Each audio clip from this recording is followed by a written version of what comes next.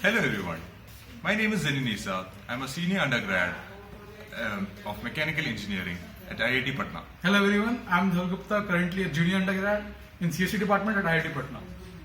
So today we are going to pose a solution to a very common problem we all face at home. So suppose you are at work and one of your friends has a birthday today and you want to prepare a cake for them. So how will you know if you have the required components at home or not? Or while going home you need to stop at the market to buy the components or not? So we have a solution for that. And the solution, we pose a solution in the form of smart containers, which will basically help you know if you have the required ingredients at the home or not, what nutrition you are taking at home, and if you should go and buy the ingredients from market or not. So after this, we'll move on to the explanation of the project. So now I'm going to introduce you the components that we're using for smart containers. So this is the base we have prepared using a 3D printer, and it contains load cells, 4 load cells capable of bearing 50 kgs each and having a resistance of 0.01 kgs, you can say. Then the internal addition, which we are using as a server and a microcontroller.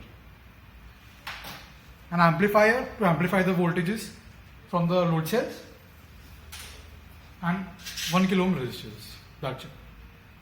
And wires, of course.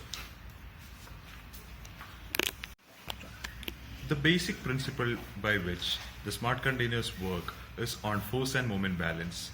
We have 2 load cells connected at 2 different ends on a platform, which measures the weight, and the data is continuously monitored in order to determine the position and the load of the contents of the inside the container.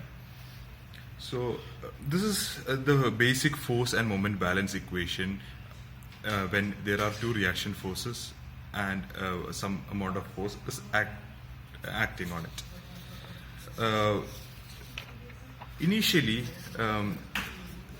the total weight would be acting at the equivalent center of mass, and when we add a new component to it, then the center of mass gets shifted a little bit towards the region where the new object has been added. Using the force balance and moment balance equations, we are able to calculate the new position and the weight of the new object being added. So this is the setup. Here we have placed the 2 load cells as Dhawal had explained in her earlier. So we have the 2 load cells at 2 different ends, and we have divided the platform into 6 different slots, and over this we can place the containers, and all the weights will be recorded and be displayed in the app. We have interfaced this using the software which was developed using React Native as well as a Python server. The server is hosted inside the Edison, and the React Native app, it was used for developing the Android app, and it has been installed on this phone, which you can see now. So this can directly give you the values of the weight of the substance which is being placed on the platform. So as you can see, the value of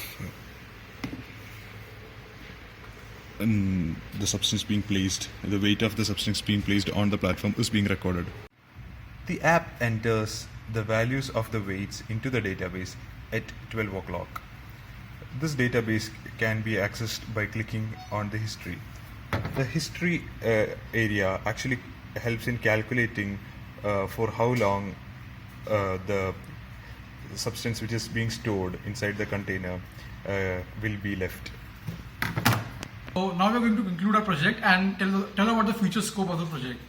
So as you can see, it is capable of measuring different components and able to identify the containers using minimum number of sensors.